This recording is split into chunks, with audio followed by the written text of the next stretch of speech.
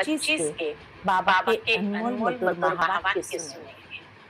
आज की मुरली में बाबा हम बच्चों को धारणा युक्त बातें बताते हैं, क्योंकि बाबा कहे बच्चे तुम्हें जीते जी इस पुरानी दुनिया से मर जाना है, और जब जीते जी मर जाना है तो उसके लिए कौन सा अभ्यास करना होगा।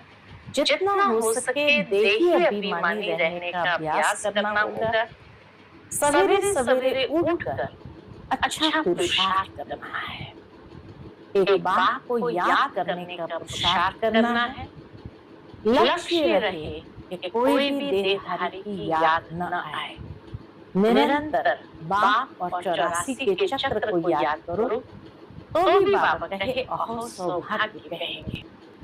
ये पुरानी दुनिया, पुराने देह का भान छोड़ते जाना है। तो सुनते हैं आज के बाबा के अनमोल मधुर महावाक्य। ओम शांति। मीठे बच्चे, तुम्हें इस पुरानी दुनिया, पुराने शरीर से जीते जी मरकर घर जाना है। इसलिए देह अभिमान छोड़ देही अभिमानी बनो। आज की मुरली से प्रश्न है, अच्छे अच्छे पुरुषार्थी बच्चों की निशानी क्या होगी। उत्तर, जो अच्छे पुरुषार्थी है वह सवेरे सवेरे उठकर देही अभिमानी रहने की प्रैक्टिस करेंगे। वह एक बाप को याद करने का पुरुषार्थ करेंगे। उन्हें लक्ष्य रहता है कि और कोई देहधारी याद न आए। निरंतर बाप और 84 के चक्र की याद रहे, यह भी अहो सौभाग्य कहेंगे। ओम शांति। अभी तुम बच्चे जीते जी मरे हुए हो। कैसे मरे हो। देह के अभिमान को छोड़ दिया तो बाकी रही आत्मा। शरीर तो खत्म हो जाता है, आत्मा नहीं मरती। बाप कहते हैं, जीते जी अपने को आत्मा समझो और परम पिता परमात्मा के साथ योग लगाने से आत्मा पवित्र हो जाएगी। जब तक आत्मा बिल्कुल पवित्र नहीं बनी है, तब तक पवित्र शरीर मिल न सके।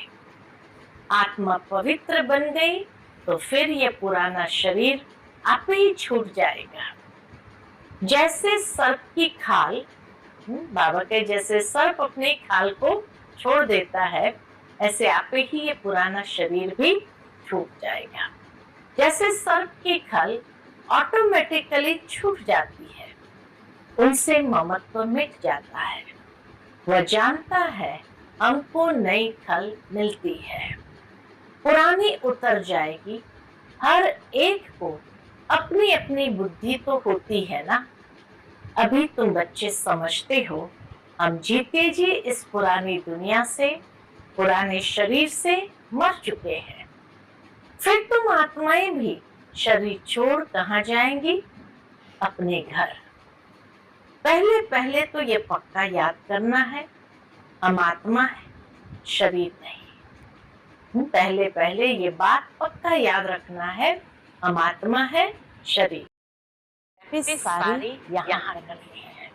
सदा हर्षित रहने की प्रैक्टिस यहाँ करनी है। अच्छा, मीठे मीठे सिकिलते बच्चों प्रति माता पिता बाप दादा का याद प्यार और गुड मॉर्निंग। रूहानी बाप की रूहानी बच्चों को नमस्ते। हम सब रूहानी बच्चों की रूहानी माता पिता बाप दादा को याद प्यार, गुड मॉर्निंग और नमस्ते। नमस्ते। शुक्रिया बाबा, शुक्रिया। आज की मुरली से धारणा के लिए मुख्य सार है। पहली पॉइंट, बाप से आशीर्वाद मांगने के बजाय याद की यात्रा से अपना सब हिसाब किताब चुप करना है। पावन बनने का पुरुषार्थ करना है। इस ड्रामा को यथार्थ रीति समझना है। दूसरी पॉइंट, इस पुरानी दुनिया को देखते हुए भी याद नहीं करना है। कर्म योगी बनना है। सदा हर्षित रहने का अभ्यास करना है। कभी भी रोना नहीं है। आज का बाप दादा का मधुर वरदान हम बच्चों के प्रति है, प्रवृत्ति में रहते मेरेपन का त्याग करने वाले सच्चे ट्रस्टी माया जीत भव। प्रवृत्ति में रहते मेरेपन का त्याग करने वाले सच्चे ट्रस्टी माया जीत भव। जैसे गंदगी में कोई कीड़े पैदा होते हैं, जैसे गंदगी में कीड़े पैदा होते हैं, वैसे ही जब मेरापन आता है तो माया का जन्म होता है। माया जीत बनने का सहज तरीका है स्वयं को सदा ट्रस्टी समझो। ब्रह्मा कुमार माना ट्रस्टी।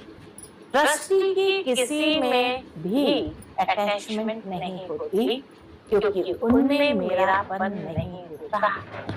गृहस्थी समझेंगे तो माया आएगी और ट्रस्टी समझेंगे तो माया भाग जाएगी। इसलिए न्यारे होकर फिर प्रवृत्ति के कार्य में आओ तो माया प्रूफ रहेगी। आज का स्लोगन है, जहाँ अभिमान होता है वहाँ अपमान की फीलिंग जरूर आती है। जहाँ अभिमान होता है वहाँ अपमान की फीलिंग जरूर आती है। आज का अव्यक्त इशारा है, सत्यता और सभ्यता रूपी कल्चर को अपनाओ। आपकी आंतरिक स्वच्छता, सत्यता उठने में, बैठने में, बोलने में, सेवा करने में लोगों को अनुभव, तब परमात्मा प्रत्यक्षता के निमित्त बन सकेंगे। इसके लिए पवित्रता की क्षमा सदा चलती रहे, जरा भी हलचल में न आए। जितना पवित्रता की क्षमा अचल होगी, उतना सहज सभी बात को पहचान सकेंगे। ओम शांति।